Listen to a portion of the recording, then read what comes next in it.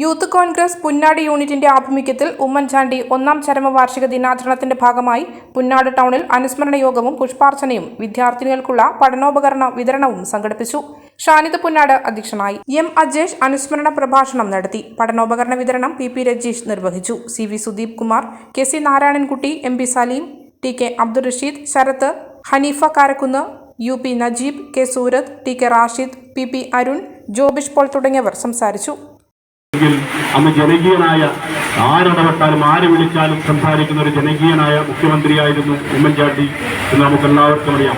അദ്ദേഹത്തിൻ്റെ ഓർമ്മകൾ നമ്മുടെ എല്ലാ മനസ്സിനെ വേദനിപ്പിക്കുന്നതാണ്.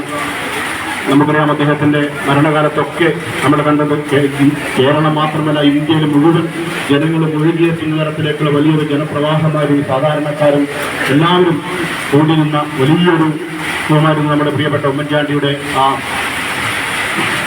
ദേഹവിയോഗത്തിൽ നമുക്ക് കാണാൻ സാധിച്ചത്.